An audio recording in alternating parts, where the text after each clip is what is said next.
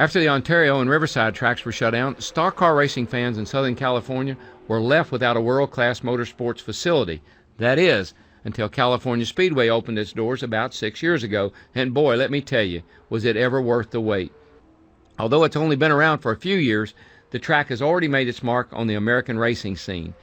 In addition to hosting NASCAR events, California Speedway hosts top-level open-wheel racing and motorcycle racing. The new drag strip and infield road course will attract even more high-profile events to the track. California is a 2-mile oval with wide, sweeping corners. That wide racing surface means some great 2- and 3-wide racing all the way around the racetrack. The banking in the corners is only 14 degrees, and long turns with low banking are the perfect recipe for a cooked right front tire. So be smart and try not to overdrive the car into the corners. This is especially good advice when you have new tires, because once those suckers wear out, your car will start to push up the racetrack, and that will really hurt your cornering speeds here. Okay, let's go for a ride around the California Speedway. As we pass the start-finish line at almost 190 miles an hour, you want to be running in the middle of the racetrack. Near the end of the front straight, bring it up to the outside wall and lift all the way out of the throttle as you hit the darkened racing groove. Right after you come off the throttle, carefully roll into the brake about a quarter of the way. You only need to brake until you've got the car set to turn into the corner.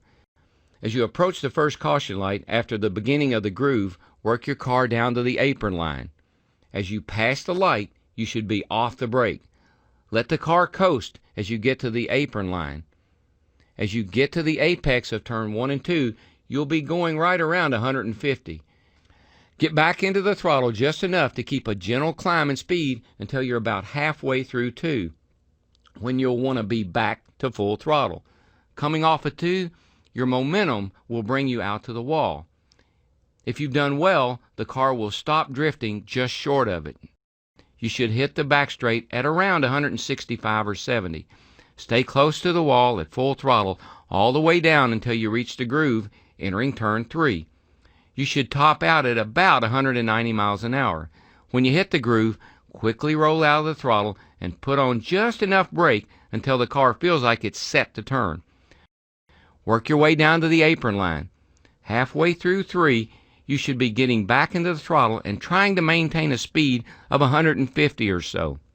At the apex, you're at full throttle. The car will start to drift out to the wall as you exit turn 4. Again, if you've done it right, the car will stop drifting just short of the wall.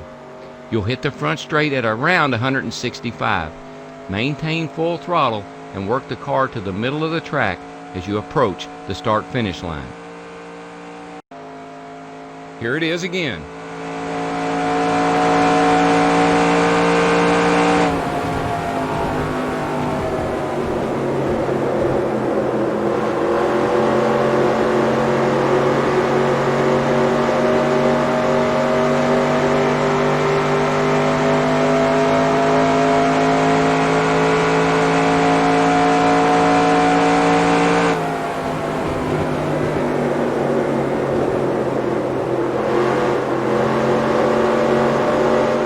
Best laps here will be just over 41 seconds.